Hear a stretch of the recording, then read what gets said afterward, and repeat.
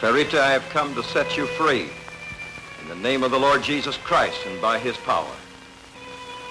Come out of her, you wicked spirit of hell. In the name of Jesus Christ, come out of her.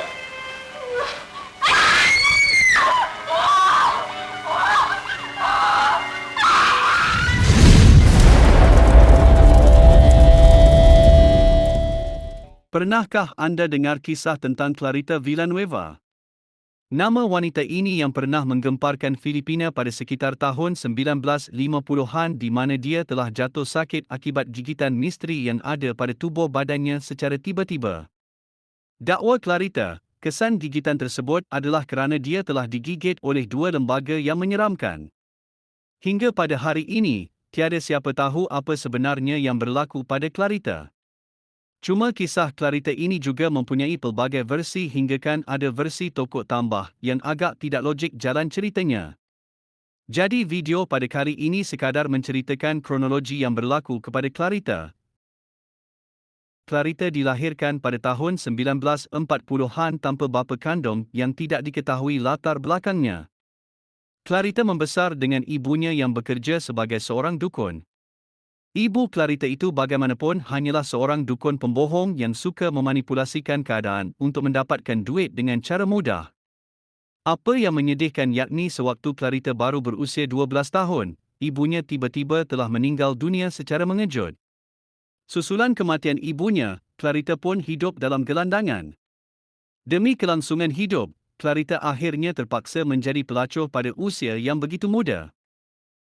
Kisah sebenar Clarita bermula pada bulan Mei 1951.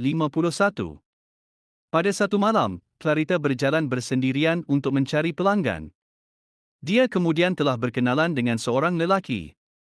Tanpa Clarita sedari, lelaki tersebut rupa-rupanya adalah seorang lelaki anggota polis yang sedang melakukan penyamaran untuk membanteras kegiatan pelacuran. Selepas penangkapan Clarita itu, dia pun dipenjarakan di dalam penjara yang berusia 300 tahun iaitu Ancien Bilibid Prison.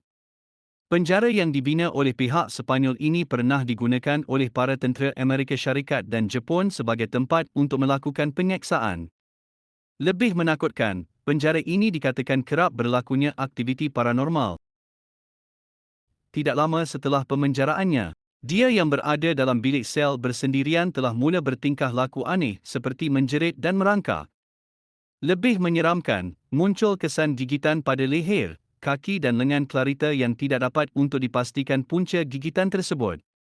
Namun mengikut dakwaan Clarita, dia telah diserang oleh dua lembaga yang benar-benar menyeramkan. Lembaga pertama, berbadan tinggi serta berbulu lebat. Lembaga kedua pula berbadan kecil dan mempunyai misai. Pada mulanya, pihak pengurusan penjara tidak mempedulikan Clarita kerana beranggapan wanita itu sengaja melukai dirinya untuk mendapatkan perhatian. Sesudah keadaan Clarita menjadi semakin teruk, barulah dia dikeluarkan dari penjara untuk diberikan rawatan sepatutnya. Dalam sekelip mata, kisah Clarita pun telah mendapat liputan luas oleh pihak media. Hasil pemeriksaan oleh pakar perubatan, Clarita disahkan tidak mempunyai sebarang masalah mental. Pada masa sama, para doktor juga tidak dapat memberikan sebarang penjelasan berkenaan dengan kesan gigitan yang ada pada tubuh badan Clarita. Keadaan Clarita menjadi kembali pulih selepas kehadiran seorang paderi bernama Lester Sumrall yang telah menjalankan ritual eksorsisme kepadanya selama 3 hari. Sepanjang tempoh ritual eksorsisme ini dijalankan, mata Clarita dikatakan penuh dengan kemerahan menandakan kemarahan.